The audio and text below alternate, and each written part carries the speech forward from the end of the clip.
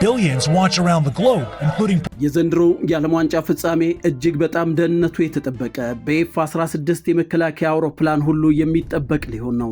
ይህ ታሪካዊ የዓለም ዋንጫ ፍጻሜ ታይቶ በማይታወቅ ጥብቅ የደህንነት ስር ይውላል ተብሏል። በ2026 የዓለም ዋንጫ ፍጻሜ ውድድር ስፔን ከአርጀንቲና ጋር በኒውዮርክ ኒውጀርሲ ስቴዲየም ሜታላይፍ ስቴዲየም ለክብር ዋንጫ ለመፋለም ሰዓታት ቀርተውታል።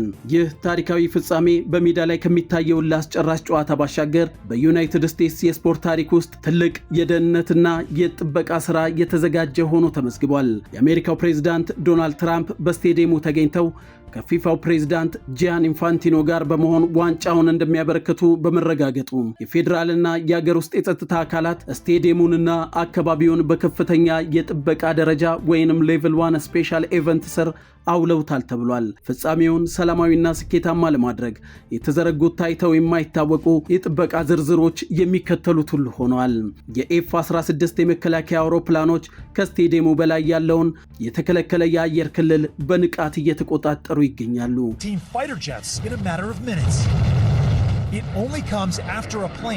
ያልተፈቀዱ ድሮኖችና በረራዎችን ለመቆጣጠርና ለማስቆም ልዩ የቴክኖሎጂ ደህንነት ክፍሎች ተሰማርተዋል።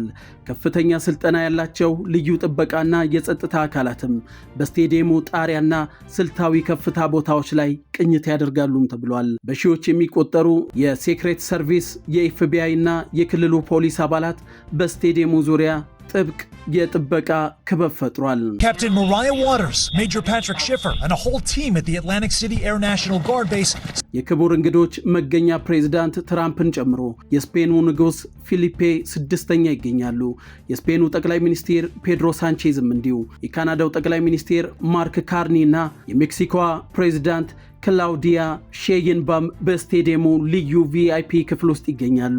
ዋይት ሃውስና የውድድሩ አስተባባሪዎች፣ ደጋፊዎች ጨዋታው ከመጀመሩ ቢያንስ 4 ሰዓት በፊት ስቴዲየም እንዲደርሱ አጥብቀው አሳስበዋል።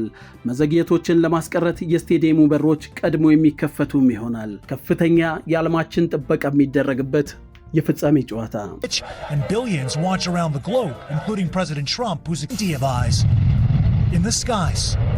Pilots from NORAD's 177th Fighter